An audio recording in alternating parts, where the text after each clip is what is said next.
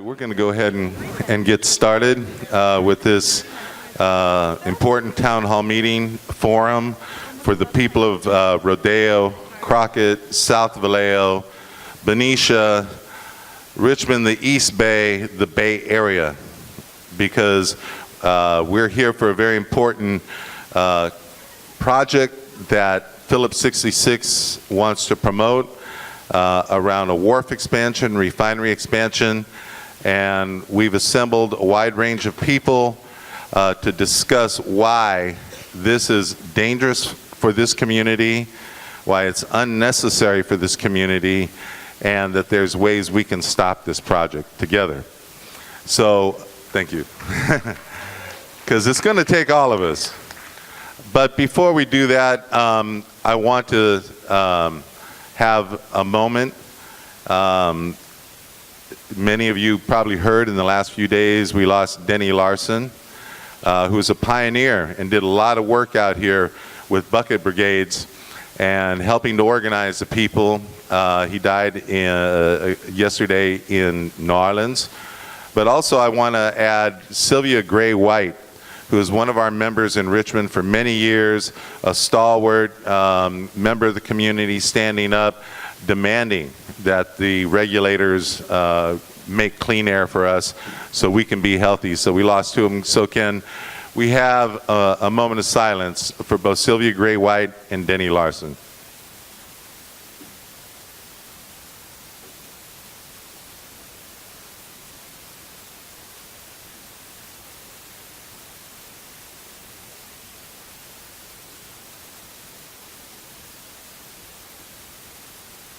Thank you. And thank Denny and Sylvia for all their work. But before we go on, we want to do an acknowledgement that we are here in Ohlone land, Ohlone territory, and we'd like to have a welcome. And so Isabel Azizi. Oh, there she goes. This is a young woman from Richmond, and she went to Kennedy High. I went to Richmond High, but it's all good. And she's one of the emerging leaders, so Isabel Azizi.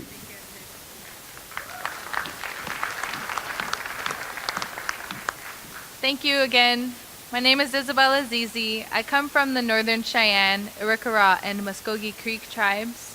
I'm a member of Idle No More SF Bay. I'm also a climate campaigner organizer with Stand Out Earth, and I live in occupied Ohlone territory, which is in Richmond. And I wanted to thank Karina Gold, who could not be here with us today. Karina Gold is one of my respected Ohlone aunties, is what I call her, who initially would say this land acknowledgement that this is her people's territory, but she wasn't able to be here, and so I had the honor to be able to step up and do the proper acknowledgement, land acknowledgement for her. And you know, it's just to be reminded that the lands that we do live in, the places that we were born into, had original peoples, and the original peoples still exist in those certain places. And you know, the Ohlone people's territory stretches from Vallejo all the way down to Monterey. And for those of you who are interested and are willing to learn more about land acknowledgement and whose land we do walk along or drive along, there's a beautiful website called native-land.ca, and you can type in certain cities or states and find out which tribes' lands that you occupy, and to learn the history about the original peoples there. And so just wanted to give a huge honor and gratitude to the Ohlone people for sharing so much beauty and protecting and giving so much life to the land that we're able to live in and share home with and share community with. And I just wanted to say thank you all for being here today at the town hall. And I know most of you probably had a really long day coming from work or traveling wherever you were able to, and you decided to be here with us today, so thank you.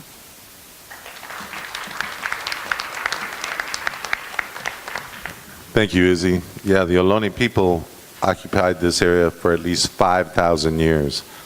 And look what we did to it in the last couple hundred. Next up, We want to bring it back home here to Rodeo, and we have a lifelong resident of Rodeo and the president of the Rodeo Citizens Association.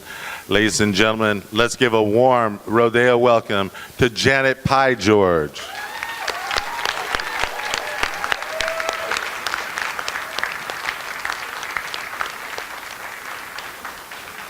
Hi, I'm glad to see all of you here. I'm so happy that so many people showed up. Usually I'm pretty good over at Air District when I speak because I'm usually so damn mad at them that it just pours out, you know. But anyway, I want you to know that Maureen Brennan and I went to an Air District meeting, and Canada was there pushing their product of tar sands. And one of the board members, and it wasn't a full board, but one of the board members, she said to the speaker, well, I know you're trying to push your product, but you have to understand that this product, if it comes here, is going to cost us more just in health care. This stuff is dangerous.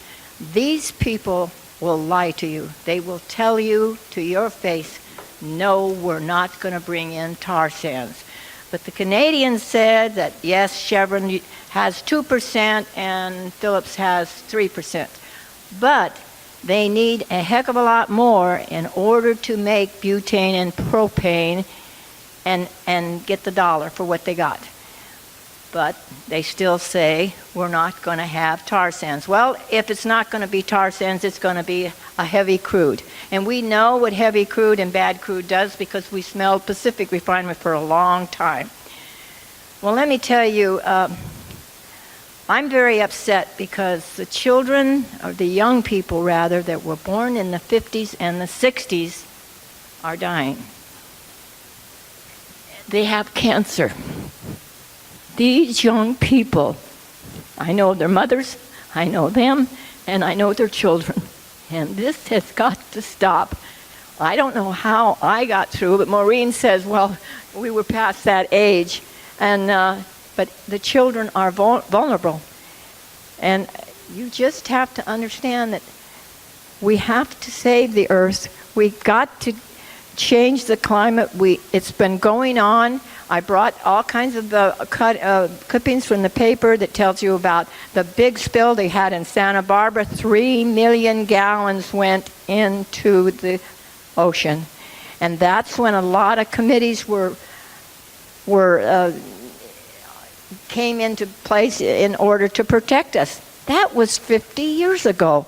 We're lagging behind. Germany is 50% green.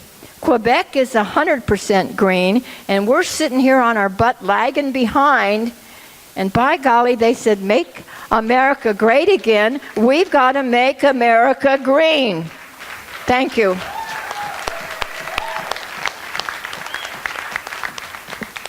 Janet Pye George, and Janet's being very modest because she's been in this for a long time. It's, she is a member of this community. She's seen people suffer. She's seen people die. And this is what motivates her, and this is what she's trying to do to improve her community. And one of the things I'd like to do is to give you a quick overview of what is our program going to be tonight. And we're going to hear some of the science, some of the facts behind this project proposal and the risks that it poses to this community, both from a health perspective, a public health perspective, but also in the potential danger from explosions, what we call the blast zone. And then we're also going to have a direct comment about the public health impacts of this from Janice Hirsch. I should have mentioned first that the scientific overview is going to be presented by Greg Karras, who's a senior scientist with Communities for a Better Environment. And then we're going to hear from Janice Hirsch, who's a public health expert, who will tell us what are the health risks associated. If you have children or grandchildren, what are they going to be exposed to? What are you going to be exposed to? Is your health already compromised? So we are in the refinery corridor, the Bay Area refinery corridor. And so we already know that we are disproportionately experiencing health outcomes that are negative. Then we're going to hear about the potential impacts of this on the bay itself. You know, at one point we turned the bay into a toilet bowl, but for the last 40 years, people have been working to try to clean it up. This project is contrary to that direction, and we're going to hear from Sejal, who's from Baykeeper. And then, you know, the news media has already been on this a little bit, and KPIX has a story that they did a couple weeks back about this project, and we're going to see that. And then we're going to hear from people in some of the affected communities. So from South Vallejo, because believe it or not, they are actually many times more at risk than people say out there in the valley of Rodeo, because the wind blows directly, anything that happens out here on the wharf, directly into South Vallejo. So when there was that spill in December 2017 out here at the wharf, over 100 people went to the hospital in South Vallejo, not in Rodeo. So this is a regional problem. So we're going to hear from Ladonna Williams and Pat Dodson from South Vallejo. And then also, you know, we can win at this thing. The reason they're doing this is because this is Plan B after we stopped all the crude by rail projects. So yeah, we did that together. We can win. And we're going to hear from Carrie Birdseye, who's on the Benicia Planning Commission when they voted to kill that project. And then we'll finally hear from Penny Opal Plant, who is with Idle No More. And she is going to tell us about what are the impacts of this in Canada, where they're extracting the tar sands, and the impact on the indigenous people up there, and why our battle here is also being fought up there, and why we need to be aware of each other and fight together to stop this thing. And then we'll open it up for some Q&A, and then we'll close it up, and we'll give you guys some ideas of further action. So that's the game plan for tonight. Does that sound good to you? All right. So let's start out with the science. So I'd like to present to you, ladies and gentlemen, Greg Karras. He's a senior scientist with Communities for a Better Environment. He's a refinery expert who has supported our community's successful efforts to stop dirty oil projects in Richmond, Contra Costa County, Benicia, and San Luis Obispo. Ladies and gentlemen, Greg Karras. Hi, everyone. It feels real good to be here. And I've got a slideshow to show you. It'll be pretty quick as soon as we can get the slides loaded. Yes. Don't worry, I'll be quick. I'm going to do my best to be brief, and hopefully if we all can do that, we'll have plenty of time to talk at the end. So the first thing that you should know is that the company, Phillips 66, proposed a massive expansion of the permitted capacity to bring oil into the refinery over its wharf. And that's, can people see that okay? The new oil imports by ship would displace, or could displace, some of the oil that's brought in by pipeline, but not all of it. You can't really see it down here, but at the other end of the pipeline, of one of those pipelines, the one that's owned by Phillips, is the Santa Maria refining plant in San Luis Obispo County. That plant, the Phillips Santa Maria plant, cannot make gasoline, diesel, or jet fuel from the oil. Phillips pipes it up here, the semi-refined oil from down there, relies on that pipe to finish making the valuable products up here. So if you do the numbers, the amount of oil that's, and I can tell that you can't see the slides well, so I'm just going to say, for everyone who hasn't picked one up, you might want to get a copy of the slides so you can see what I'm talking about and have reference to it. I'll just go ahead at this point and try to make sense of it the way we can. So if you add up the numbers, it's clear that this project could expand the refinery. The expanded refinery could switch to tar sands. That's the threat of this project. Phillips told its investors it would do that. Phillips then tried to get that oil by train to its Santa Maria facility through the pipeline up here that way. When that failed, Phillips proposed this massive expansion of its wharf here to bring it in, to bring in oil by ship. And this is a slide from the Phillips CEO, what the CEO himself told investors. You can see that it's a picture of this refinery, and the first refining objective that the picture illustrates for the investors is, and I quote, process more advantaged crude. Then the CEO showed investors where that so-called advantaged crude would come from. It would come from the Canadian tar sands. Now, Phillips is trying to do the things it needs to do here to process more tar sands oil. It would need to import more of that oil. Its proposed wharf expansion could enable that. It would need to convert the extra tarry bitumen into profitable engine fuels. Its recently proposed hydrocracking expansion would help to enable that. And it would need to recover the very light oils that are added to thin the tar-like bitumen for transport. Its so-called propane recovery project could enable that. So that's what we know for sure about what Phillips is proposing. We don't know everything yet, and I'll get to that. The climate impacts. Exploiting the tar sands is incompatible with global climate stabilization. Incompatible with a livable climate. That's globally. Locally, Phillips' project threatens to lock us in to the to that outcome. The refining more tar sands, exploiting more tar sands all the way through the fuel chain would increase the emissions and keep them high, would lock that in during the very period where we need to be reducing emissions to protect our climate. And the red line in the chart that you can't see shows that for this refinery here. It's a massive impact just for this refinery. The thing is that building a tar sands project means increasing annual emissions, and then they increase over time. And the slide will show that when you get a chance to look at it. The local air impacts. Locally toxic emissions could increase from, in a lot of different ways, but for example, from burning more fuel in the refinery and burning dirtier fuel in the refinery. And something you should know, that in a way this project has already polluted here. Other refineries use fuel gas hydrotreating to partially clean up their air emissions.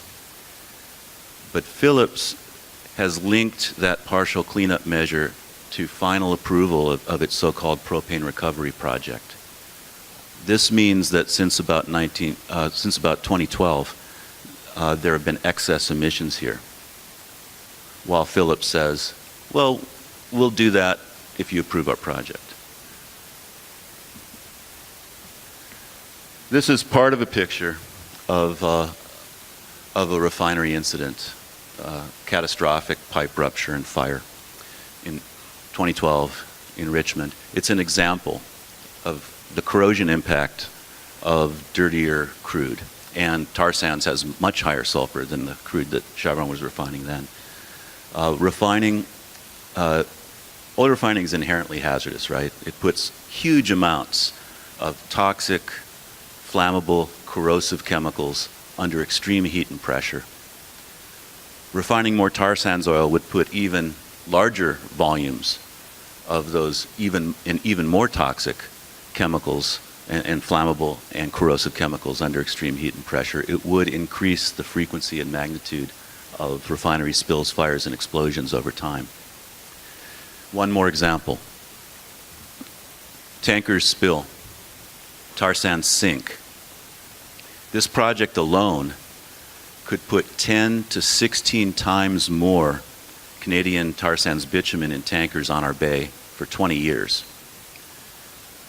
There's no known way to effectively clean up the sinking tar sand spills that could happen over that time. And this is an ostrich with its head in the sand. It's a reminder.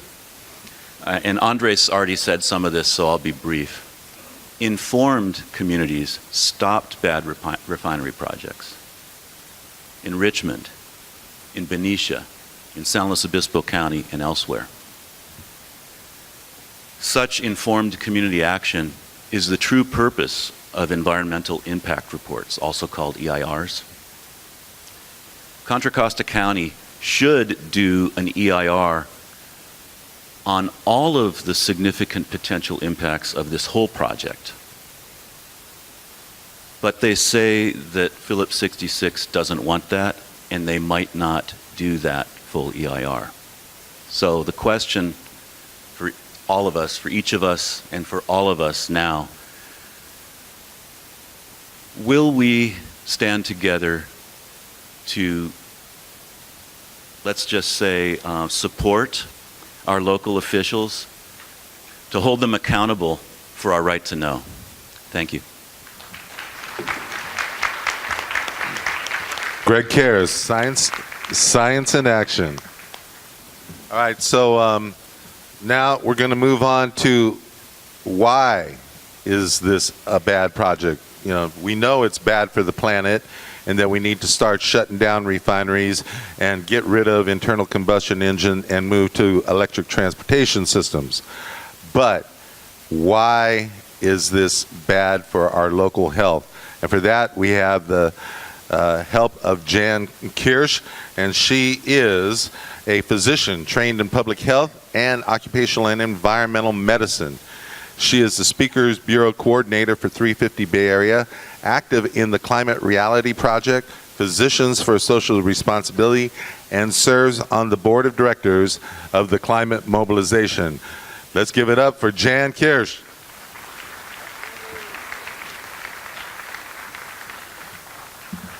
After that introduction, I realized why I'm exhausted. But thank you all for being here today. I'm here speaking on behalf of 350 Bay Area. Let me get the mic right. And I'm just going to say that we are a group, a grassroots group, striving to have a livable climate long into the future, but also livable communities, not plagued by public health problems. So low to the ground as well as overhead, with an eye to environmental justice, with an eye to a just transition for workers. So having said that, let me say that I don't have very much time to speak, but I did do most of my training in New York City, so I can speak really quickly, and I'll have to do that. If I go on too long, just throw something. It is very appropriate that they mentioned occupational environmental medicine, internist, and I've been trained in public health, but I'm also a cancer doctor. And it's very appropriate that I'm speaking because so many of the things that I will be discussing today do have to do with that disease that most of us, for good reason, do dread. And the causation of such disease, a great deal of what I'm talking about, in tar sands multiplies by far what lighter types of crude products would expose the public to. I'm going to grab my notes because don't tell anyone we cheat with slides in order to know what we're going to talk about next. The next slide would have told you showed you the beautiful Bay Area, and I actually think that it is incredibly cool that San Francisco is named for the patron saint of the created world, the patron saint of ecology. And the other picture I was going to show you was a place that was once very beautiful, like our place. It was a boreal forest above, in a place, oh, and whoa, magic. That's not a forest, that's us, looking a little pale. But the next slide shows. Okay, the next slide will show the once beautiful area where in Alberta, which is now plagued by a devil's brew of toxins, which should not be brought to our community, to this community, or any community for that matter. The little clicky thing, I feel like Men in Black here. They can do it manually. Have to do it manually. Okay. Yeah. There, okay. On we go, backwards. That's all right. At least I know. So I'm going to go, now I have to talk really quickly. So there are multiple kinds of pollutants that are involved, and there are many pollutants of concern, and a lot of people out here know a lot about them because this area has already been heavily contaminated by such pollutants. And here's a list of them. We're going to break it down a bit. Organic compounds that are lighter, not the crude itself and not the finished fuel, but lighter things that are hydrocarbons. And they all have a kind of you're going to hear a monotonous theme coming over and over again about what they cause, but it's important to know health-wise. So we're going to break them down a little bit. Polyaromatic hydrocarbons are extremely toxic. They cause multiple kinds of cancer. They cause DNA damage and therefore also cause birth defects. They have been long known, many, many decades, longer than even I've been practicing medicine pretty much, known to cause leukemia, lymphoma, and as I said before, birth defects. When we talk about any of the toxins, there are acute or immediate effects, so that if you're near an explosion or if you're exposed heavily in some other way, maybe you're a worker, and we care about workers. When they're exposed, there's a short-term effect, and you'll find that most of these light products, benzene, ethylbenzene, polyaromatic hydrocarbons, the things we're going to talk about, will cause an acute solvent effect, which can be nausea, headache, confusion, things I'm suffering right now. But then there are long-term effects that you might not even have experienced the short-term effect to experience. And those can include things, and frequently do include things like cancer.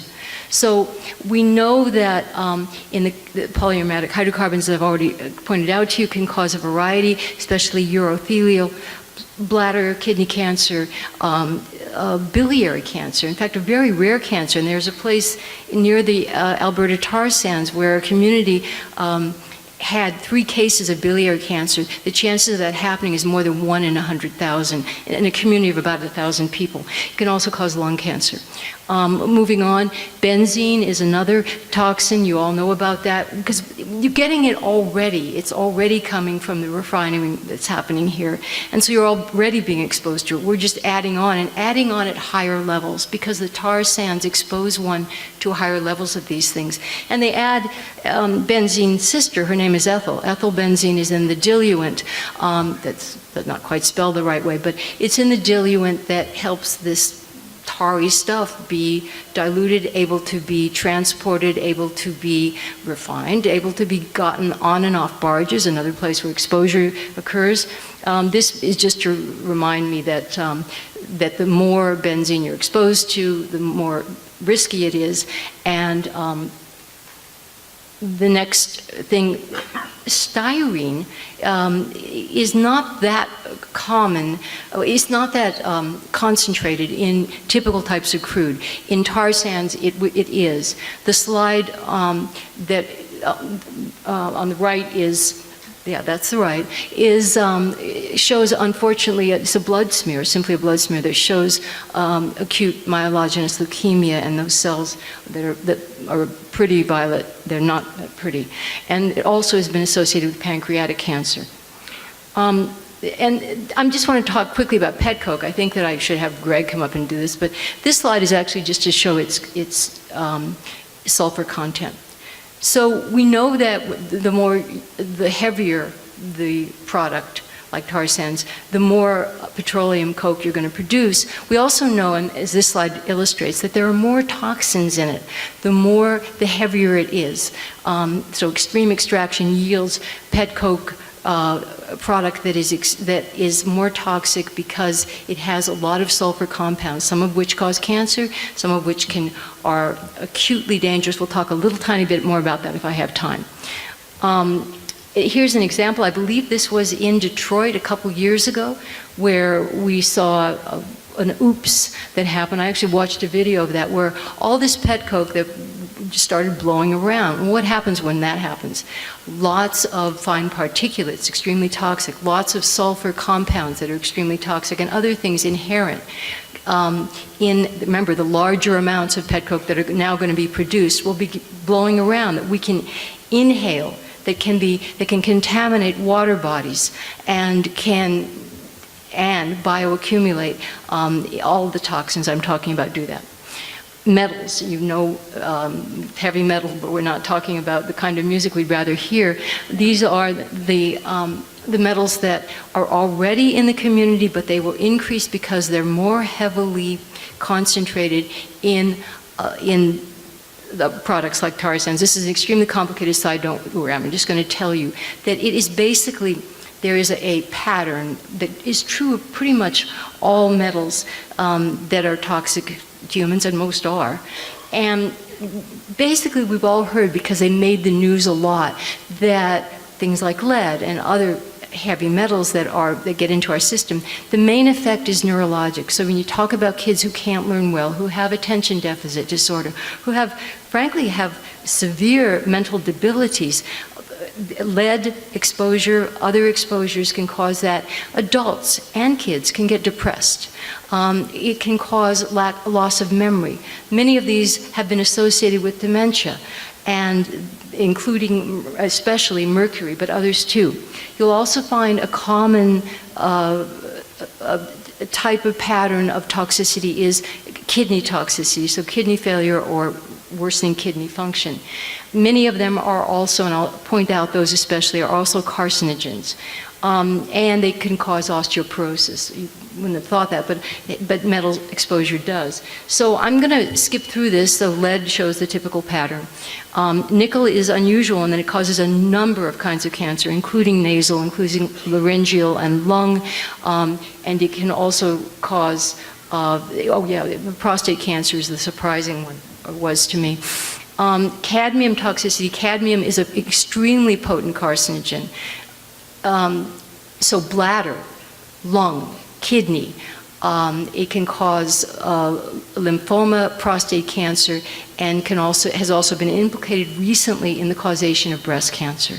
So it's probably the worst in terms of carcinogenesis. And mercury is mainly and worst a neurotoxin.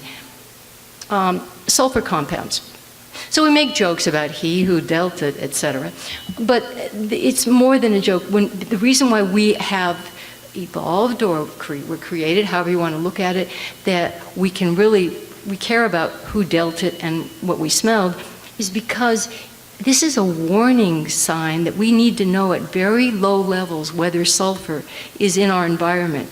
Because things like hydrogen sulfide, more concentrated among the products from tar sands. Things like sulfur dioxide, things which are heavy irritants and can cause multiple problems, including respiratory problems. Things like mercaptans that have more to do with the diluent, but these are dangerous, and mercaptans in fact have been associated with neurologic abnormalities, and the others can be very, very toxic also. This is just to talk quickly about fine particulates. I really have to start talking New York now. And you know that fine particulates are present in the pet coke dust. They're present in anytime you burn anything, they're present from wildfires. But bringing tar sands in will increase the fine particulates. And there have been studies that have been published in the great journal Nature that shows that above where tar sands product is being developed, that there are incredibly high levels of particulate matter, very tiny, millionths of a meter in diameter. They can cause direct irritation to the lungs, but when they get into your body, they go to multiple organs where they have multiple health impacts. They cause or exacerbate, worsen heart disease and lung disease, including childhood asthma. They can cause it. They cause or worsen they can cause lung cancer, they cause stroke, increase hypertension, they probably cause dementia, and they contribute to and or cause type 2 diabetes. That's recent information. Now, I'm going to close on an issue that is addressed well in some of the displays that are up, and that is that this is an area that is already heavily laden with toxins. We know that when you score, and the higher score isn't the better in this case, when you score Rodeo as a census tract compared to 8,000 others in California, that it's got 80 to 85 percentile. That's how bad it is. So 15 to 20% in a cumulative score of pollution in the state or worse. And we know that, and I think that's the light going up to tell me to stop, but I will. And we know that there are other toxic, especially at 97% for hazardous waste. I wonder why. And we also have more health problems in this region, especially the asthma. So these health problems make the population more vulnerable to harm from the toxins I just discussed, but they are also are probably caused. There's a chicken and egg thing happening here too. So I want to end on, well, I don't want to really end on that. It's kind of a sad picture, but this is the situation we're in. And we want to repair this. We want to help heal the planet. And then there's the needed, the necessary, happy, bright planets. And, so it's good to sometimes look at healthy things and healthy faces. We want to keep them healthy. I was just thinking today that I've loved my patients. I have worked with them for more than 30 years. And yet, even the ones, and many of them people are cured from cancer, the majority are, that if I would have done just about anything to have prevented them from ever having to meet me. So the real prescription that I'm advocating, that you're advocating, is prevention. And I wish us all health. Thank you.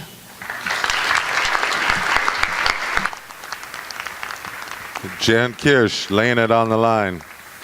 Now, how many of you have lived in Rodeo more than 20 years? How many of you have lived in Crockett more than 20 years? Any Vallejoans? All right. So you guys know what's going on. And, but, we're here to present a little bit more information. How many of you know somebody who has died of cancer in your community? How many of you know someone right now who has asthma in your community? That's what we're talking about. That's what we need to stop, and we can do that together.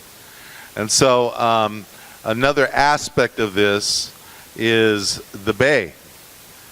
These fools want to bring in more than double the amount of tankers carrying this poison right here to the wharf in Rodeo. So they want to expand it.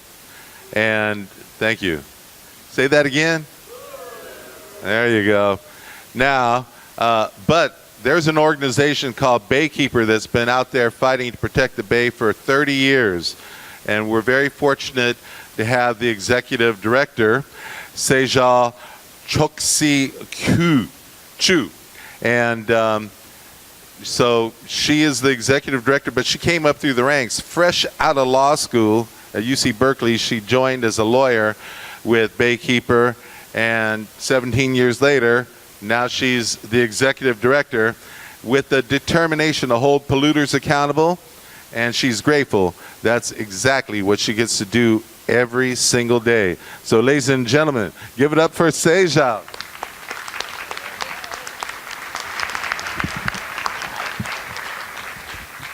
Thanks, Andres, for that nice introduction. And thanks to CBE and Sunflower Alliance for inviting me here today. All right. More technical difficulties. Hi. And thank you guys all for being here tonight. This is an awesome turnout. Such a great amount of people who are interested in this topic. And I really commend all of you for taking time out of your busy lives to be here. I know how hard it is to make community meetings, especially with jobs and kids and families to take care of. So, a lot of people these days say they care about the environment, but you guys are actually here wanting to learn and actually actively looking for solutions. So I really, really appreciate that, and thank you so much for being here. So I'm going to share a little story with you. I have a personal story about oil spills in the Bay. Back in November of 2007, November 7th to be exact, I was at the dentist's office, which is not where I enjoy being. And my cell phone started ringing. It was kind of ringing off the hook. And I started to look at who was calling, and there were reporters. And they were asking about an oil spill that had just happened that morning in the Bay. And had I heard anything about it? Did Baykeeper know anything about it? And my heart kind of lurched. It's like that call that you don't want to get from your kid's school, that your kid has been hurt. So I dread getting that call. It was an early morning, and nobody really had any details for me. They just kept asking, do you guys know anything about the spill? So I called our head skipper, Jeff Potter, to see if he could take our Baykeeper boat out and look at what was going on the water. And Jeff is a gruff old guy. He's a retired Coast Guard officer, and he loves tinkering on our boat, and so he was happy to go out and be put to work. So he was out there on his way, and in the meantime, the reports were starting to come out saying that a big container ship had hit the Delta Tower of the Bay Bridge, and it was really foggy that morning, and that's why that happened. By the way, did you know that when a ship hits a stationary object, it's called an allision, not a collision? The things you learn during an oil spill. So the early reports were saying the spill was about 400 gallons. It was all under control. Coast Guard was on it. Nothing to worry about. So I was in the dentist's office and not really worried, thinking, sigh of relief, until Jeff called me back. He was on our boat on the water, and he was far away from the Bay Bridge, but he was seeing oil where it shouldn't have been if it was only 400 gallons and under control. So I started calling the Coast Guard and the other agencies to try to confirm what was going on. Why was there more oil in places that didn't belong? But the Coast Guard and the agencies, they weren't responding. So then I started calling the reporters back and alerting them that something was maybe not right because our boat was on the water and we were seeing oil where it shouldn't have been. So sure enough, about 8 hours after the allision, the media reports forced the Coast Guard to admit that there were actually 53,000 gallons of oil spilled in the Bay. 53,000. That was the difference, 400 gallons versus 53,000. So by that time, 8 hours later, it was way too late. The critical period of responding to an oil spill is the first 2 hours. Otherwise, after that, the oil is in the water, the tides and the currents are moving it around, it's all over the place. So the agencies really missed their window of opportunity. And so the local cities had no warning and no ability to protect their shorelines. You guys probably know that more than 50 beaches were closed.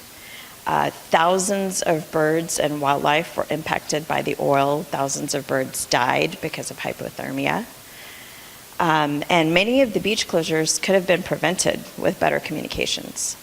Hundreds of volunteers were turned away because they didn't have the right training to be able to help the birds. And everyone was frustrated. So we were getting calls from volunteers and concerned residents, and then we were calling the Coast Guard and the response agencies saying what's going on, and it was a complete mess. So Baykeeper stepped up to lead the community response to the spill, and we were working around the clock. We have a staff of about 10 lawyers and scientists and advocates. So we patrolled the waters to identify and report the oily hotspots. We also advocated loudly for more funding and resources to clean up the oil. We worked with the media to keep the public informed. And we organized community members and voters to help with the response.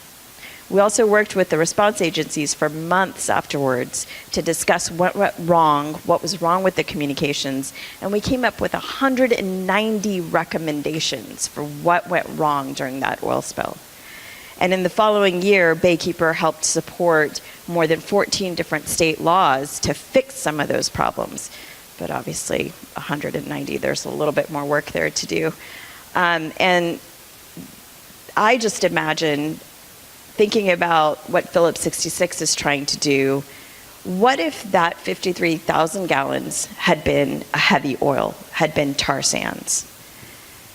A heavier oil, as Greg kind of mentioned earlier, instead of floating on the surface like this lighter Bakken oil, it'll break down and it'll sink, which means that it'll smother the bottom of the bay. And it could not really be cleaned up. And it would constantly leach contaminants into the bay's environment. The 2010 spill of tar sands in the Kalamazoo River in Michigan still hasn't been cleaned up, and the river is mostly a dead zone. And that's what makes me the angriest. Refineries, the oil industry, and even the state are blithely putting these permits through and rubber stamping these permits and expansions as if there was nothing really to lose, as if there was nothing at stake. They're gambling with the bay, they're gambling with our health, and they're allowing the Bay Area to be one massive experiment. Response agencies have told me in confidence that they don't really have a technology to clean up a heavy tar sands oil spill. So they're going to be trying out new technologies if a tar sand spill occurs. In other words, they're going to be using our bay and our communities as a test case. And that's why Baykeeper is working with CBE and the Sunflower Alliance to block the Phillips 66 expansion.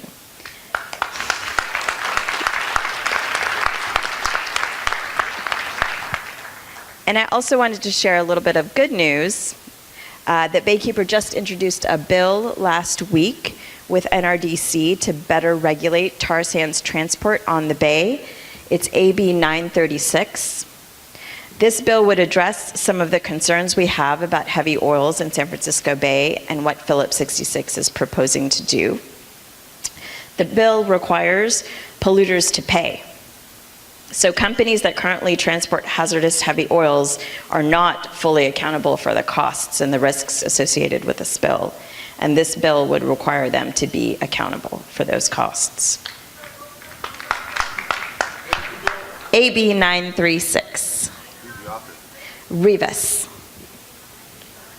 936.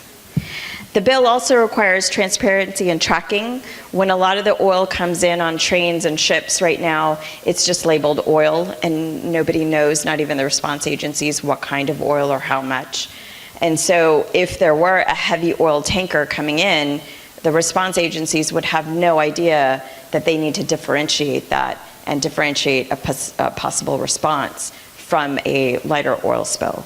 So this bill requires transparency and tracking and that kind of notification of what kind of oil they're carrying on trains as well, trains and ships.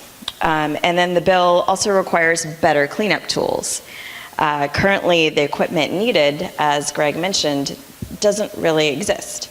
So although this isn't a ban on tar sands oil transport, we are requiring the agencies to identify what technologies they're planning to use and to show that they will actually work and to make sure that they're located here in the Bay Area, not somewhere in Europe and need to be flown in.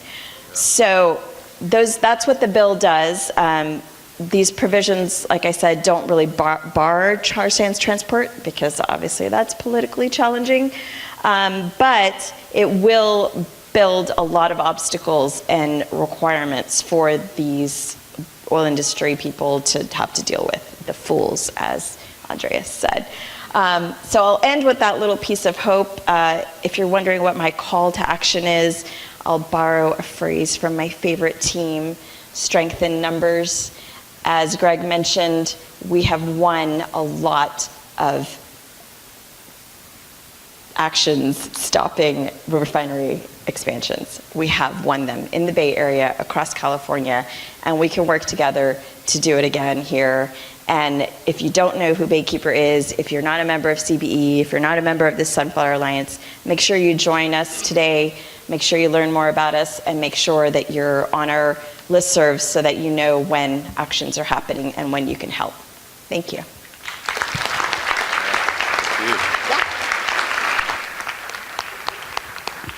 Don't you feel better knowing that we have people like Sejal out there working for us? So we're getting ready to show you the video that KPIX did.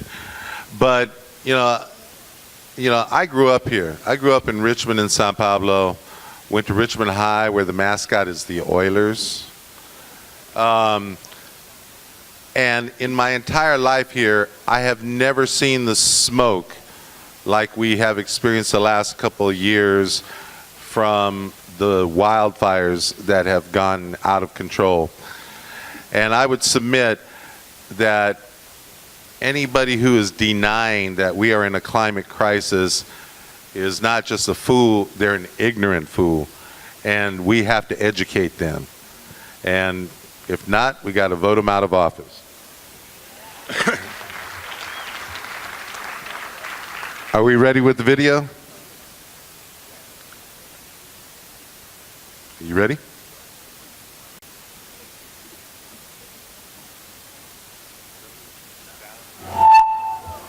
What happened to your sound? That's fair.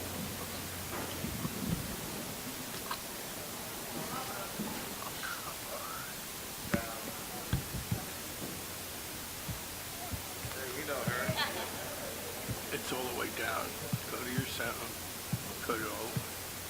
Well, the pictures are nice. Many of the agencies, the response agencies, have no idea how to respond to that kind of an oil spill because they've never done that before in a marine environment. She says the telltale sign that tar sands could be coming is this marine terminal in the Carquinez Strait, where oil tankers deliver crude to Phillips 66. The refinery wants to expand the terminal to more than double tanker traffic from 59 to 135 ships a year.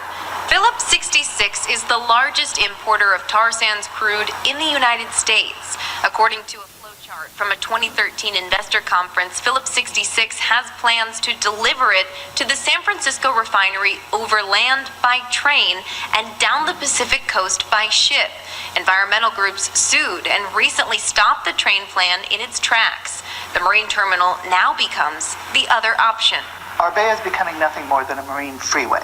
Maureen Brennan and Nancy Reister live in Rodeo and Crockett, communities tucked into a row of the Bay Area's refineries.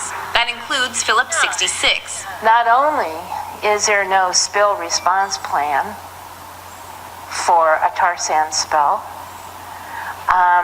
there have been 2 spills at that marine terminal. The most recent spill in 2016 sent dozens of East Bay residents to the hospital, and public records show Phillips 66 has been fined by the Air District more than a dozen times each year for emissions violations.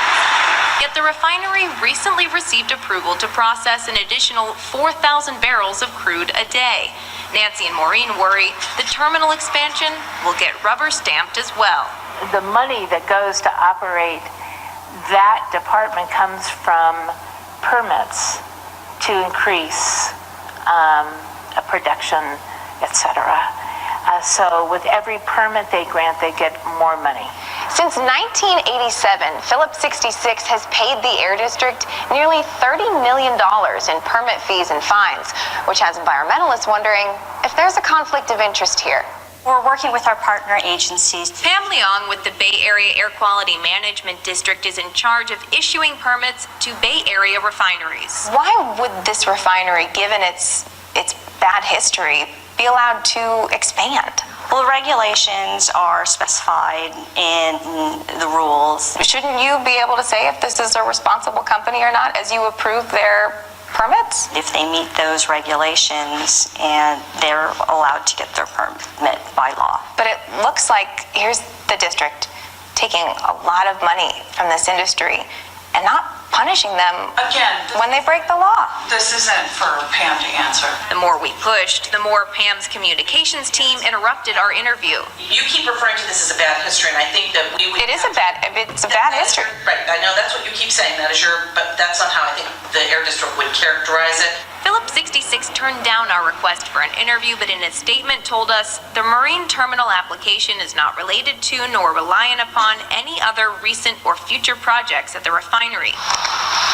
Meanwhile, back on the bay, Sajal and the baykeeper crew are patrolling and monitoring developments. I would love to one day see this refinery be a complete museum for what we used to do back in the dark days, and we didn't realize how harmful it was to our environment. That would be the vision for the future, where we actually don't see this refinery operating at all. As for Nancy and Maureen, they say if regulators can't help them, they'll fight it out on their own, trying to keep their communities safe. I don't believe it for a second. They can protect us, and they choose not to. And it's all about money, honey. In Rodeo, Susie Steimel, KPIX 5. Phillips 66 says the marine terminal expansion will not allow any increase in the amount of crude that can be processed at the refinery. We have the company's complete statement posted on our website, kpix.com. So the word is out. And how many of you have ever gone to a Bay Area Air Quality Management District meeting? All right. And what is the way we are usually treated there? There you go. Now, all those people on that board are elected officials. And here in Contra Costa County, we have 4 of those board members. John Joya, who represents the Richmond area, and Karen Mitchoff, who's originally from Pleasant Hill on the Board of Supervisors, who's totally in industry's pocket. Then we have Mark Ross, who's on the Martinez City Council. Even though the refinery is actually in county unincorporated, Martinez not in the city of Martinez, so they really get screwed. But he's been on there for like 16 years. And then we had a guy from Dave Hudson, who was from San Ramon, where Chevron's headquarters is at. So it tells you how these votes stack up. And the way we're going to change this is changing the board members. So one of the things, yeah, that's right. So one of the things was during the break, a gentleman came up to me and he told me that he works in the environmental services industry, cleaning up toxic materials, and he wanted to emphasize how minuscule parts per million of some of these pollutants actually can cause diseases. So the people who are involved in cleanups also want to protect our health. And then another person, where's she at? There she goes. Why don't you come on up here? This area is represented in the State Assembly by a guy named Tim Grayson, who came out of the Concord City Council, and he is having a town hall meeting. And this is the kind of meeting, just like this, where you can tell Tim Grayson to support this bill. So why don't you come up and give us the particulars. Hi, I'm Carol Lampson. I live in Crockett. I'm a person. I know I got, and hopefully most of you or all of you got a mailer about this town hall. It's a joint town hall with Tim Grayson, who's the assembly member for Crockett-Rodeo, Vallejo, Benicia, and I don't know where all else, but he's for this area, Concord. And also Steve Glazer, who's for slightly further south of the East Bay, I think. They're Orinda? Yeah, okay. So, you know, those people tend to be pretty green, some of them. Anyway, there's a town hall on Monday at 6:30 in Concord at the Holbrook Elementary School. Everyone in this room, if you can possibly go, we should all go. Do you know what their faces would look like if all of us showed up and started saying, we don't want tar sands. We do not want that refinery expanded. You are going to make that not happen. I don't care what you have to do, or you are not going to be in this job after the next election. That's one thing we want to say. The other thing we want to do is we want to drive home to both of them that we know about this bill, AB, damn it, I lost the number again, 936, and we want them to enthusiastically support it, co-sponsor it, and make sure that it gets passed. Yeah. So Monday, 6:30, the Holbrook Elementary School. Please go. Thank you. Thank you. And if you want more information, look at Tim Grayson's website. He's expecting you.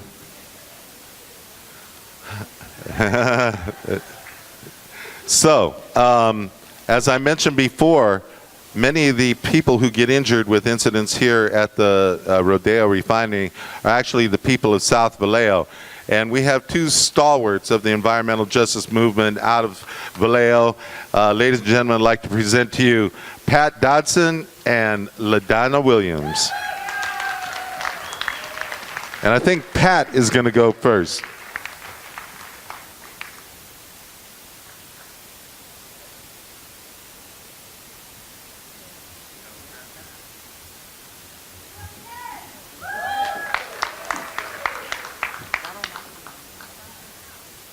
Hi, I'm Pat Dodson from South Vallejo, and I've been a resident for over 77 years in the same place in South Vallejo.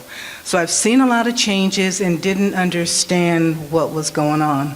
I mean, there's been some pretty drastic changes, and I don't know why I've even lived this long to be able to tell the stories.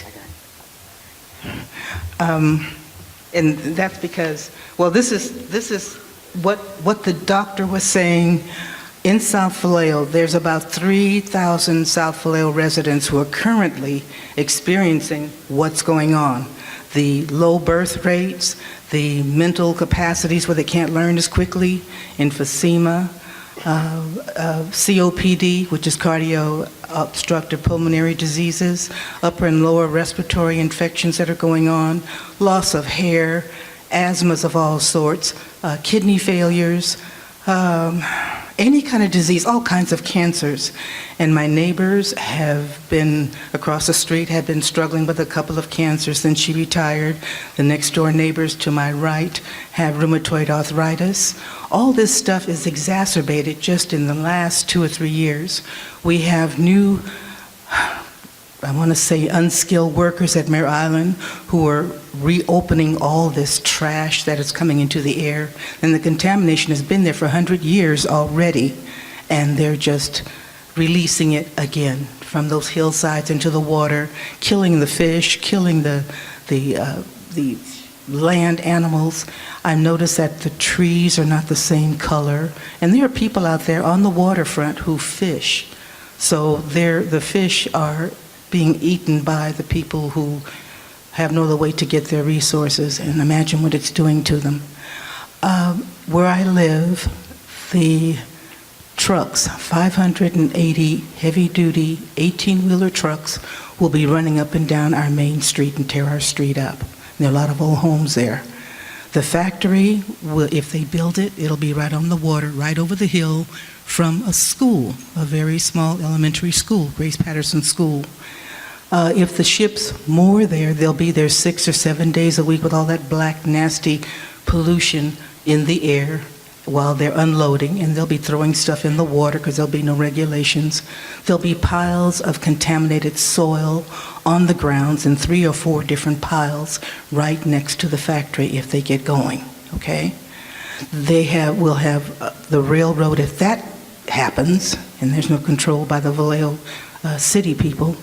The railroad tracks are over 100 years old, so I'm sure we would have many, many spills from the rail cars. And if they have 77 or 90 car rails, and they decouple those things throughout Vallejo, that cuts Vallejo in half. So that means that any kind of emergency services won't be able to get from one side of Vallejo to the other. That's a problem. But yet, all this terrible thing, I don't know why Mr. Steve Bryan and his henchmen with VMT Orcem wish to do this. I don't know what money is so great when they kill us all, okay, because they don't want us there. But this horrible event will be in effect if VMT Orcem gets their way. They'll be there 24 hours a day, 7 days a week, 365 days a year for 65 years. And there'll be no control as to what kind of harm they will be doing. We are already sick. And half of the people in South Vallejo, the 3,000, the reason why I know about the 3,000 residents there, because I've walked and talked with them. I have asthma, which is okay, it's mild yet, but some of these people have some severe problems and they don't know where they came from. They're dying now. The good doctor was explaining the things that are in the air and in the water and in the land, what's going on. It's happening to us right now at a very accelerated rate. We don't want Orcem VMT to even start. We're trying to talk to BACMA and to the water board, and wherever we can get to tell them we don't want to let them even start. We don't want them to. There's enough trouble already. And as they came over here, I saw these white plumes of smoke, these white nasty plumes over the 76 refineries. That stuff is being released into the air and poisoning us. That's too. It's bad news. Thank you. This is the stuff that we made. We put this together of the actual things that are going on. VMT Orcem has a center in the Netherlands. They have one in France, and they have one in Ireland. And the one in France, I understand, is always oozing some kind of a white stuff in the water. People are sick. They're in an industrial area, but people are very sick, and they don't know why. They're moving. They're dying. Well, we're dying here too. And a lot of things, we already have a lot of contamination in Vallejo as it is. From 100 years ago when Mare Island didn't clean up the mess that they had on that island and brought it to Vallejo. So I've been around to see a lot of changes, and many of the soil samples aren't necessarily correct, even on Cortola Parkway. If you dig about 5 feet down, you're going to find contaminated soil, because we had 3 big oil tankers in the early 1940s, late 1930s, 3 tankers that just leaked all the time. And there were nothing but project homes there. I was a child, and many of my friends have died there. We used to get a dirty spoon out of the ground, we didn't know any better, and eat that nasty dirt. Okay? And behind us is the sanitation and flood area. A nasty little pond that still exists. Years ago, I used to play in it as my swimming pool area. I'm still here, but there's a lot of bad things happening. I guess I'm still here to tell these stories. But we need to tell Orcem VMT no. No other. We don't want Phillips 66. We don't want Sire Rock. We don't want VMT Orcem. We don't want any of that. We're sick enough already. And South Vallejo has been declared an EJ care community, which means environmental justice, community at high risk evaluation by the Air District. That's already been done. So why are they still trying to kill us? Thank you. Want to hold it up for him?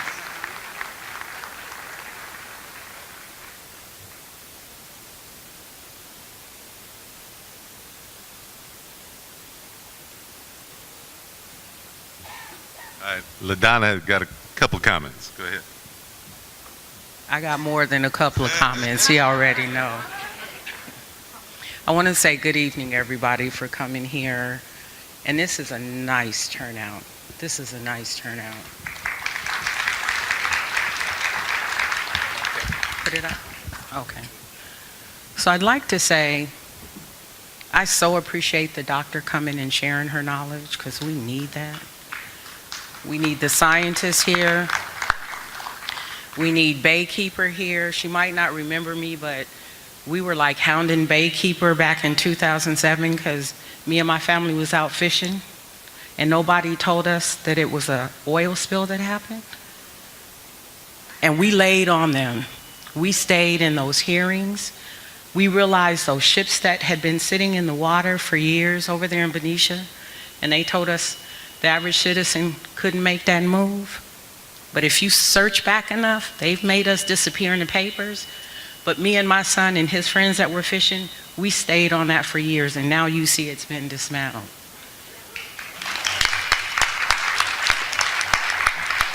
Yes, Baykeeper, because they could bring that punch and power, were there too. But it started with the average citizen, just like each one of you in here. So I'm going to say a whole lot, and I'm going to sound like a raving lunatic, because I am at times, about this environmental justice and our health here.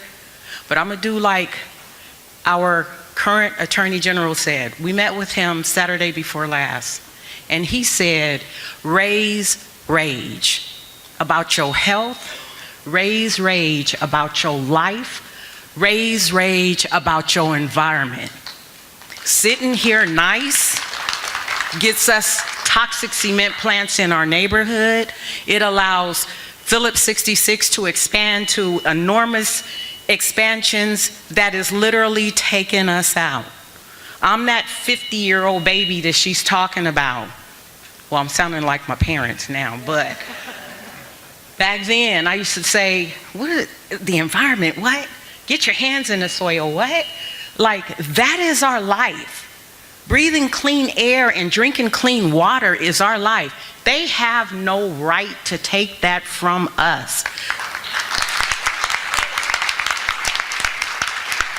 This earth belongs to all of us, and we better fight to our death to preserve it. So when we talk about all these different chemicals, it's like, I'm a mother raising 6 kids, just trying to have a decent life. And all of a sudden I got threw into this VOCs, polynuclear aromatics, polyaromatic hydrocarbons, crackers, and not white people, but the chemical crackers, right? I'm like having to understand this, tar and gas oil and ships expanding from 53,000 ships to 153,000 ships. A cement plant trying to come into my area where my people are already sick and dying. Just buried 2 relatives, one in October and one last week. I look around here and I know with me, I can pull my hair. I have a lot of hair, but there's days I'm pulling hair out.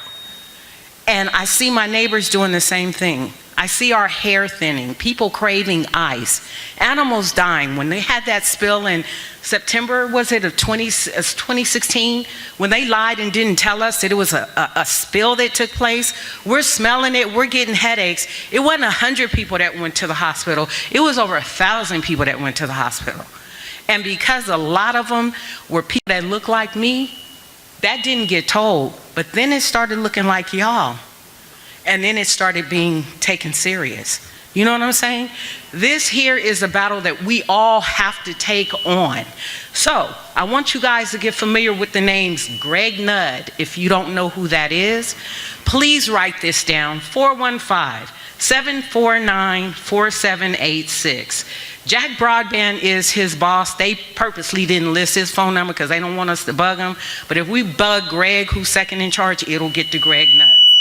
Sorry, 415-749-4786. Department of Justice, our Attorney General, his assistant, Brenda Vargas, 213-269-6638. Aaron Ganal, Department of Justice, 510-879-0260. If every one of us in here at least commits to making 3 phone calls and flooding their phones, sending these emails, they can't ignore us. That Phillips 66 expansion is killing us all. We're on the front line, but so are y'all. You understand? We've got a toxic cement plant that's trying to come in here. We cannot allow this to take place because not only are they trying to do this expansion to bring in more of this crap, but they're also trying to allow these other toxic companies to come in while they pass these AB 617 bills. I feel you over there, but I ain't gonna give it up. They have this AB 936. Until I read it and read the language, I'm not signing off on anything because you know what? They slide this stuff in and say they're going to reduce here, but guess what other community the toxins end up in? Frontline communities like mine, and then it ends up in yours. Your animals are dying. We're not even tuning into that. I came into the city here, that headache picked up. that anxiousness started. We are the ones that's going to affect this change, and we've got to come together to do it. It ain't this one against that one. We better collectively know how to stand together and demand justice, environmental justice and health justice from these folks, because if not, today we're burying that family member, tomorrow you're burying us. So hopefully we can stop it when it starts. Thank you. Which phone number? Greg Okay. Nutt's phone number. So they asked for the phone numbers again, so it's Greg Nudd. His last name is Nudd, 415-749-4786. Department of Justice, 213-269-6638. Her name was Brenda Vargas. And then there's the second Department of Justice. She ironically wrote a letter on behalf of Vallejo. Her name is Erin Ganal, 510-879-0262. And I also wanted to add in there that the Department of Justice did issue a letter on behalf of Vallejo to help fight this cement plant. And the Air District, Mr. Nudd, they also wrote a letter recently about 2 days ago. However, that letter is kind of deceiving. We appreciate it, but this agency has never denied a permit from a toxic polluter. We want this to be the first one, and we also want them to rescind that expansion that they have issued back in August of 2018 that's affecting us all. So again, collectively, we can force this change. Thank you. Ladonna Williams and Pat Dodson. So we know we have friends nearby. And next, speaking of victories, I'd like to introduce you to Carrie Birdseye. She's on the Benicia Planning Commission, and she also works for the Natural Resources Defense Council, and she was a planning commissioner when they voted down the Vallejo crude by rail. Ladies and gentlemen, Carrie Birdseye.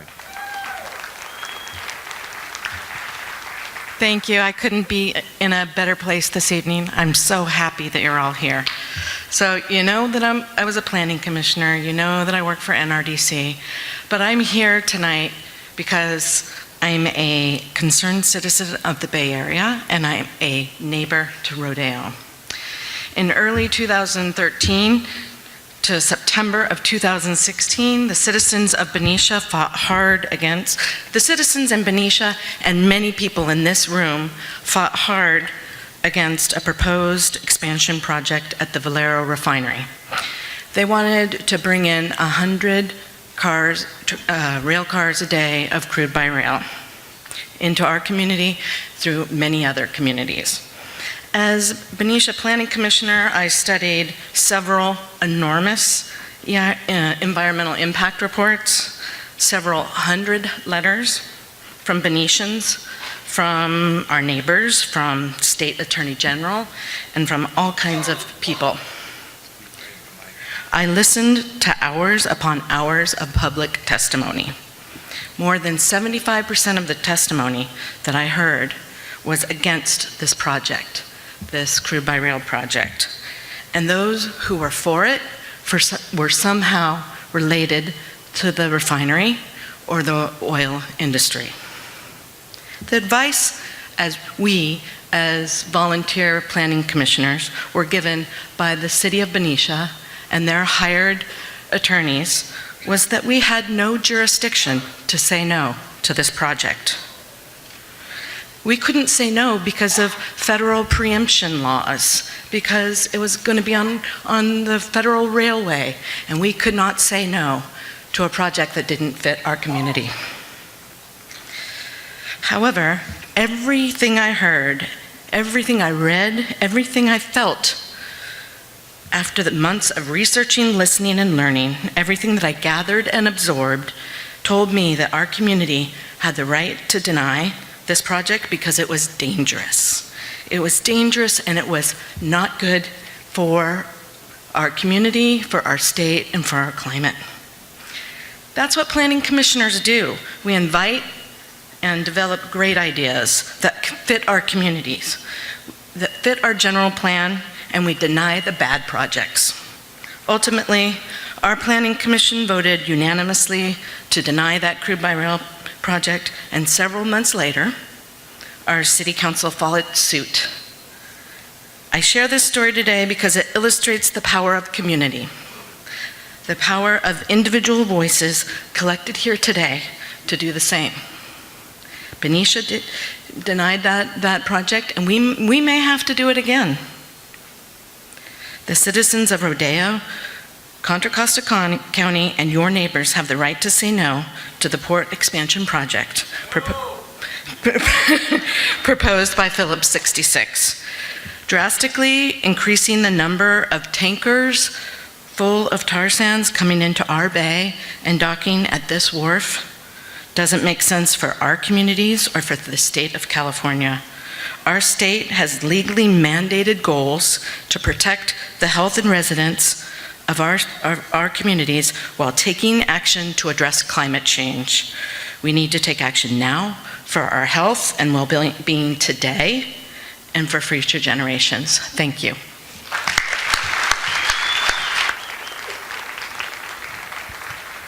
It's refreshing to have intelligent planning commissioners. And the next speaker needs very little introduction. Many of you already know her. Penny Plant, she's my homegirl from Richmond High School, and she is one of the co-founders of Idle No More in the San Francisco Bay Area, movement rights, and a signatory on the Indigenous Women of America's Defending Mother Earth Treaty. And she lives in the Richmond Hills, where she gets to look down on Chevron every day. I'm sure she pays a lot more extra for that.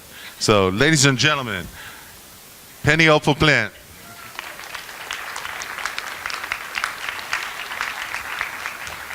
Hello, relatives. You know we're all related. Yes. My husband says, he likes to say every time they come out with some new scientific discovery, like all human beings share the same kind of DNA. We've been trying to tell him that for over 500 years. And he also used to have a bumper sticker on his car that said, "Sure you can trust an Indian, just ask the government." Oh, I had it backwards. "Sure you can trust the government, just ask an Indian." So speaking of living in the hills, I wrote a number on my finger because last night when we were on our way home from the new moon ceremony in Berkeley, my sister's over here and I get home and I look out over the bay and Chevron's got this huge 30 to 50 foot flame coming out of one of the stacks. So what a lot of people don't know that live around refineries is that the only way that BACMED is going to send an investigator is if there's at least 3 people that call this number. So I saw y'all writing numbers down. So the number is 800-334-6367. And that's the only way that they will be held accountable is if you call 800-334-6367. BACMED, it's the odor control, that's what they call it. It's not the, "Oh my God, the refinery is on fire" number. That's what they should call it, right?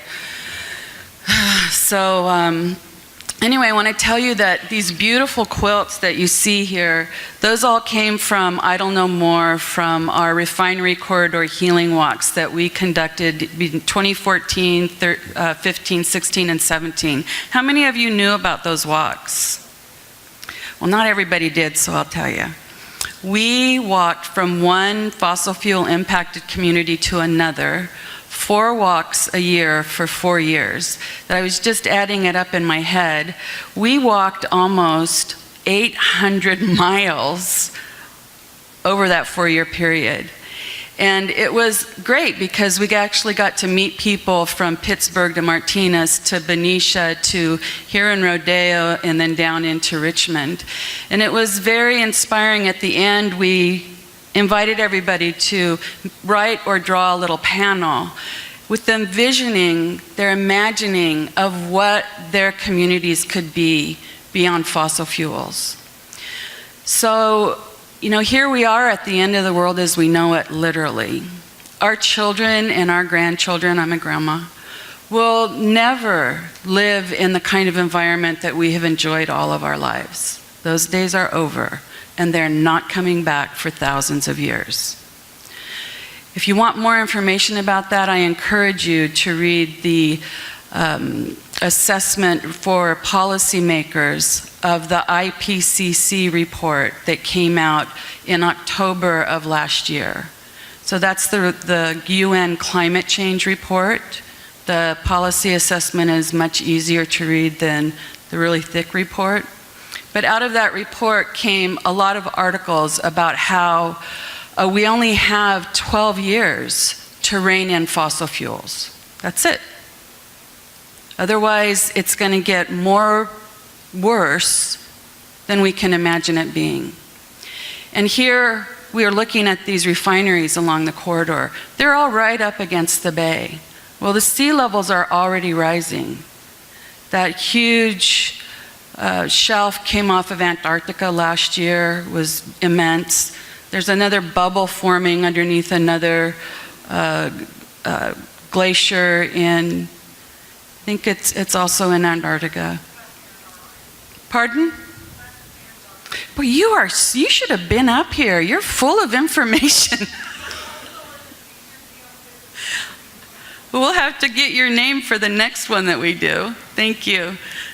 So here we are at this critical time, and the refineries are right along the bay. So I have asked county health people, the elected officials, like, what's going to happen when the sea levels rise? Who's responsible for these refineries? And as we saw with Peabody Coal on the Navajo Reservation, they filed bankruptcy.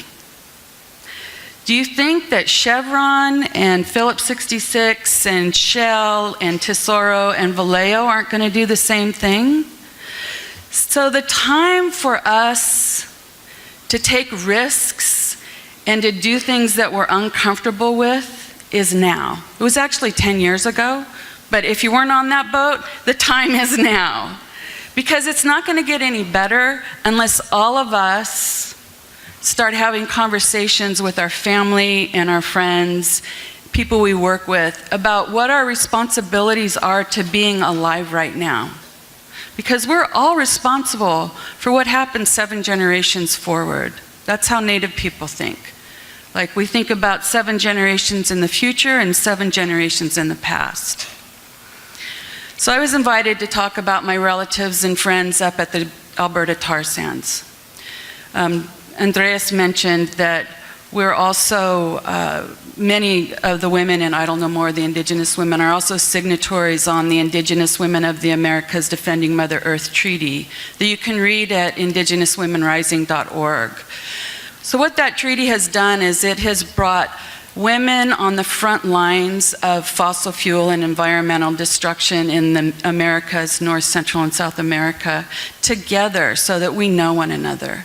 So I personally have women that I am very close to in the Amazon, up in the Arctic, and of course in the Alberta tar sands. I've heard these young women crying because they can't, their families can't fish anymore. They can't hunt anymore, where their families have done this for thousands and thousands and thousands of years because everything's poisoned. In an area the size of Florida that used to be this beautiful boreal forest filled with our four-legged relatives and the fish and the ones that fly and all the creepy crawlies, it's like a monster came with a giant spoon and ripped all that off Mama Earth's belly and sunk in the largest industrial project from hell that humans have ever seen. That's the Alberta tar sands. That's what we're talking about, what Phillips 66 wants to bring in through our bay that cannot be cleaned up. So they have been fighting for years up there to stop the tar sands, unsuccessfully. And the tar sands that Phillips 66 wants to bring here is meant to go through the Trans Mountain Pipeline, which our other relatives and sisters have been resisting up there, successfully up to this point. So successfully that Kinder Morgan backed out of it and their so-called progressive prime minister purchased a pipeline with the citizens' money last year. I think it started out as $3.4 billion. And that's only going to increase because, of course, these projects are always they always say that it's less than what it winds up being. Just with any, these big contractors, not little people like us, not regular people, but these big, giant, money-grubbing corporations that are taking everything that we love, that we need to exist. And so, one of the ways that Idle No More moves in the world is that we understand for us that we don't have a human enemy. Our enemies are the thought forms that created separation, colonization, and capitalism. Those are our enemies. Thank you.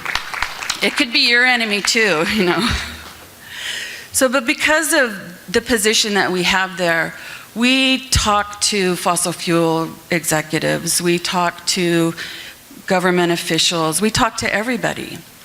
And on our refinery healing walks, there were actually refinery workers that walked with us because they watched what we were doing. They like, who are these people walking through these towns with these signs that say clean air, clean water, and clean soil? Like, what are they doing praying in front of our refinery? Well, we don't, you're not our enemies, You're also being impacted by the fossil fuel industry. So that's how we roll. And one of the things that we did, and I'll wrap it up really quick after this, was we've gone to the Bay Area Air Quality Management District meetings, and we've been polite like everyone else has. And then we realized that that's not getting us anywhere. We're not going to be polite anymore. So at one of them was it last year, Andres? We decided that we would just start disrupting it. And so that's what we did. We disrupted their meeting. They were very flustered because nobody had ever done anything like that before. And then we followed up with a very diplomatic letter. And that letter explained who we really are. Like, we're not just this group of old ladies and young people that don't know what we're talking about. Like, we know people in this movement all up and down the Americas. We named names and places. And then we invited them with a ton of information that Stan provided. We invited them to go up to Canada, go see the tar sands, go meet these people that are resisting this pipeline, go see the devastation that this extraction has caused. And they did. They did do that. So during the Jerry Brown's Global Climate Summit in September of last year, a lot of those women, pipeline resistors and water protectors, were going to be here in the Bay Area. So we organized a meeting. It was about 10 people, all women, and we were crying from their stories. Jack Broadbent handed me his handkerchief because it's devastating to hear these stories. So I just want to say that the time to be nice and polite is over. The time to be diplomatic remains. But if we need to go to the county supervisors meeting when this comes up and disrupt it until they listen and say, okay, we give in, we will protect your community, then that's what we have to do. And we need to bring every single young person that we know with us. All these high school kids that hopefully here in Roadeo also, or I guess the high schools in Crockett, will be walking out of their schools on Friday the 15th to join Greta Thunberg, the little girl in Sweden who's inspired tens of thousands of children to rise up all through Europe. So I'll leave you with that. The time to rise up is now. Pennyopal Plant. So we've run out of time, but this is, if you need information, if you want to become part of this, you can find out with these groups and their URLs. But more importantly, sign up over here and put your name on a list. We will follow up with you. There's work to do. How many of you have already sat down and spoken with your representative, Federal Glover, at the Board of Supervisors? Okay. Now, if each of you made an appointment with him saying you are not going to stand for this project, guess what? He's going to start to listen. But as long as he don't hear from you, he's going to continue to get paid by the fossil fuel industry and do to this community what he's always done. So please sign up, and thank you so much for your attendance. This is just the beginning of a movement. Okay. So I found out we do have a little bit of some time for Q&A. So Kathy Carriage from Benicia.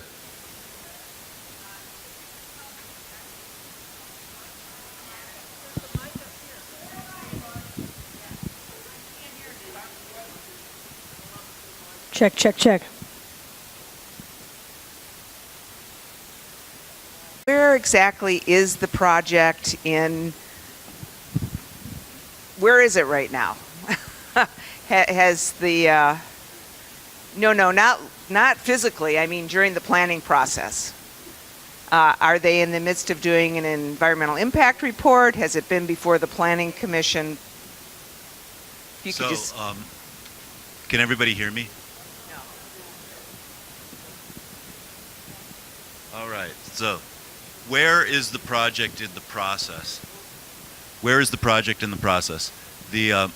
So I said that there's 3 things they have to do to refine more tar sands oil here. They have to get them, the wharf expansion. They'd need to convert more of the heavy bitumen into engine fuels, hydrocracking expansions, and they would have to deal with the light oil diluents, the propane recovery project, so-called. So you can see already Phillips is dividing it into little pieces so each one looks smaller. The government's been letting them do that. Rodeo Citizens Association, Communities for a Better Environment, and a workers group actually sued over the failures to adequately analyze the propane recovery project. That has been stalled for years. It's coming back. That's a county process. The hydrocracking expansions, they're doing those in even smaller pieces. We stopped one last year at the Air District. They forced a smaller one through last year. They're going to do more. And the wharf project, even the Air District thinks that the county should do an EIR for the wharf project. The county is stalling on that. So you see what's happening here. We might not get a review at all unless we fight for a real full review and permitting process. And we're saying, do that with the county. Talk to your supervisors about it. Thank you.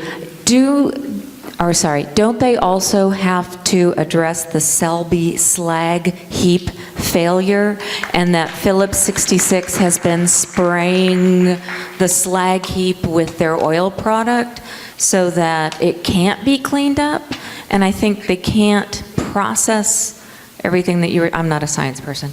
They can't process the fuel until they actually clean up the slag and put in the equipment. Does anyone explain it better than that? Yeah. Okay. Yeah, it's your thing. I'm holding a document that's called the San Francisco Bay Area Seaport Plan. It was put out in 2012 from BCDC, which is the Bay Conservation Development Commission. And at that time, if you flip to page 39 of their notes, it states, Selby's future facilities is going to be a 5-port terminal for liquid bulk, and its expected throughput would be 118,000 metric tons, with a total throughput of 590,000 metric tons per year. So that's how Selby ties in. So again, there may be more pieces of this project that we still don't know about, right?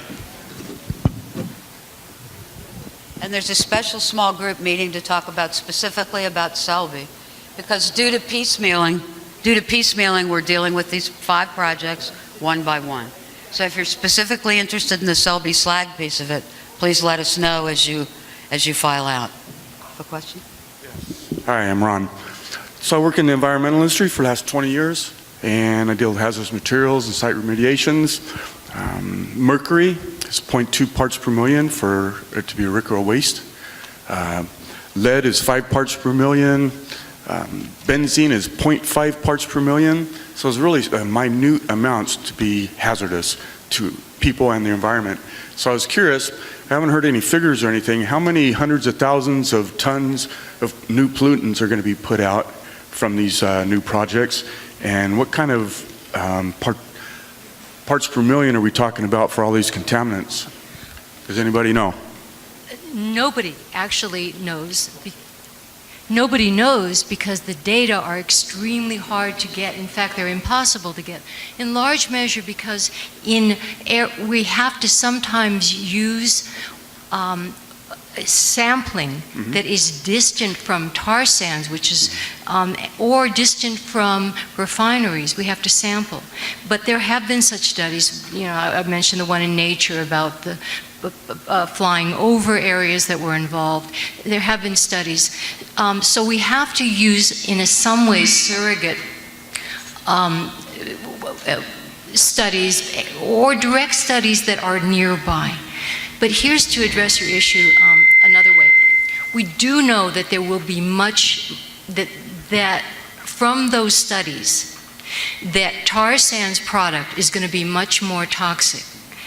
And we also know this, that a part per million doesn't mean a small amount, especially not when you're talking about a carcinogen. Because technically we don't know a safe dose of a carcinogen. We can't go all the way down to where the two lines join. And so for that reason, I mean, you could argue that, well, my organization, 350 parts per million, I mean, that's just parts per million. Who cares how much carbon dioxide is in the atmosphere? A part per million matters. Yeah. And I'm not sure that this was your whole question, but in terms of what do we know, I'm trying to say that we could know a lot more if our county government would actually do its job and do the kind of full EIR that's been done before. Doesn't mean we don't know anything. On the slide that was hard to see and the handouts of the slides, you'll see that for one of the pollutants, carbon dioxide equivalents, we actually know enough to make a pretty accurate conservative projection of how much pollution between now and 2050 it could mean.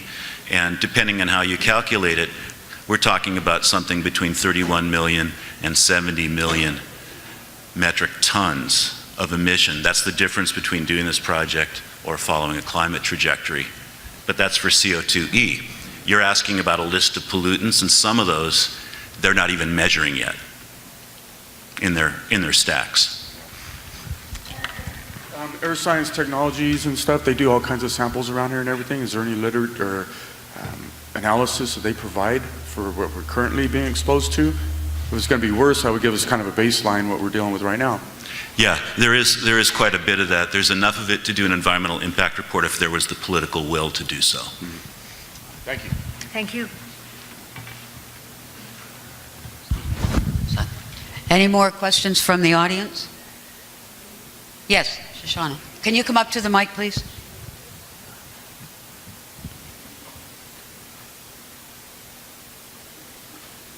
Think up your cues. Yeah, I think some of us could actually use an explanation of what is an EIR.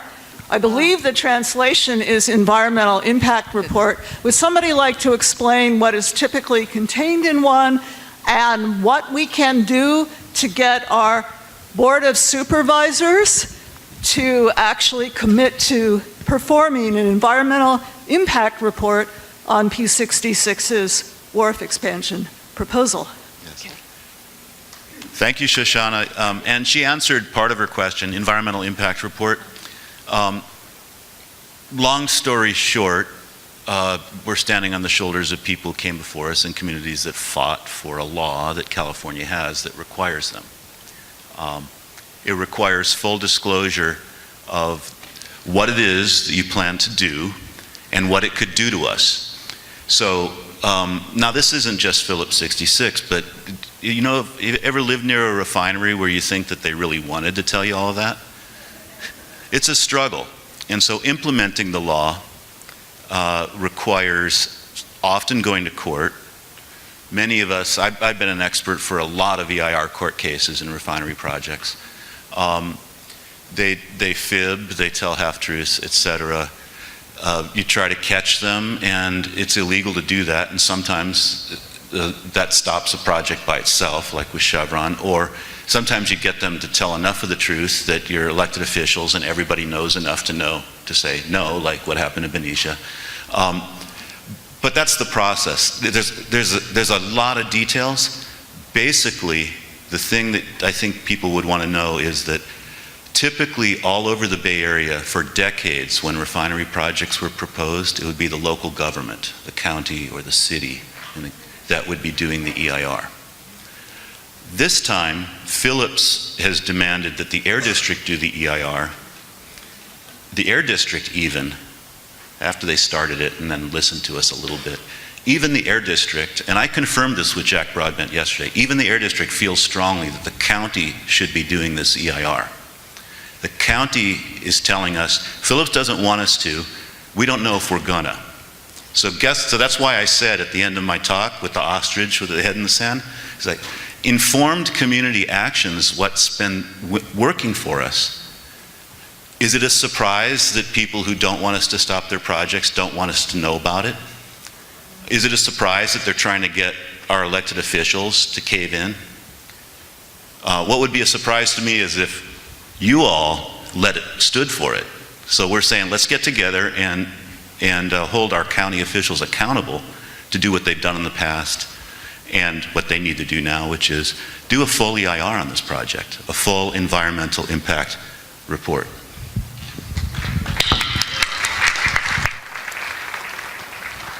I just want to inform everyone here, I'm Constance Butel from Benicia, and there's a wonderful resource for all of us. It's called airwatchbayarea.org, and it gives a composite picture of all the 5 refineries in the North Bay and gives air quality monitoring data and historic data and tons of resources. So it's airwatchbayarea.org. Thank you.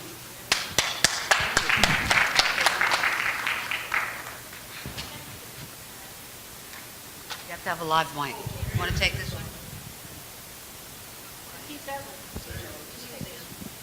All right, hi. I just wanted to also answer the environmental impact report question, just to give you a little bit more idea of what that is. So when that process, if an agency at some point agrees to take that on, it will have a scoping process. So that scoping process is where people in the community, environmental groups, health groups, can weigh in and say, here is the scope of what we want to know about this project that you are proposing. So that's the time when we can overwhelm the agencies and say, these are all the questions we have. Then the agency, whoever the lead agency is, kind of takes that, is supposed to very thoroughly go through it and address those issues in their final document or in their draft document. Most of the time they'll cherry pick what works for them and doesn't work for them, especially I think in this case we'll probably see that if they end up doing one. And then usually there'll be a very descriptive section about what the project entails, what expansion means, what building the wharf means, or expanding the wharf means. And then there will be all these sections about what that means in terms of environmental impacts, community impacts, health impacts. They're supposed to be very thorough about that. And then there are alternative sections, and that's where they kind of propose what alternatives they are and why those won't work. So it's a pretty long document usually, especially for a complicated project, and there are lots of opportunities to weigh in. And as Greg was saying, there are a lot of legal mechanisms that we can use to challenge an EIR. And Public hearings, exactly. A lot of you have been through this before, right? Yeah. I'm asking a question of you all. How many of you have been through an EIR fight? Yeah. So there's a lot of resources here to learn more about it. And on that note, if there aren't any more questions, I want you to know that we'll be doing within the next couple of weeks a follow-up meeting for local people with an eye toward forming some regional connections, with an eye toward forging some regional connections. This has been in the works for a while. So please stay tuned to your emails. We'll be announcing that. Janet, would you like to say something? I just wanted to thank Penny for telling everybody Air Quality's phone number. And I just wanted to make it easy for everybody. Call whenever you smell, see, or think. It's 1-800-334-ODOR. AODOR spells the last four numbers. So put that in your mind. Yeah. Oh, which one? Air Quality? Or, Is there a Baywatch app? yes, our airwatchbayarea.org app is showing all the purple air around, monitors all throughout California and even across the United States. So join on to that. It'll be a great resource when Benicia gets hooked up. Right now, Richmond and Phillips 66 are the only ones connected. Thanks.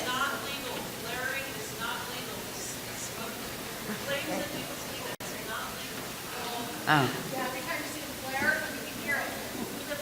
Yeah, Kat and other people are saying, when you see flaring, call in. It's not legal, it's not legitimate, it's dangerous. And let me say, I think we're going to wind up now. People are welcome to stand around and schmooze for a little while. We'll be breaking down. My name's Ann Punch, I'm from Rodeo, and I want to thank you very, very much for coming out. Thanks to Penny and Idle No More, thanks to Benicia, Vallejo, thanks to Sunflower, CBE. It was a lot of effort and a lot of folks who worked on this. Baykeeper, I know I'll be forgetting somebody, but thank you so much, and please pay attention because we'll be following up soon. Thank you.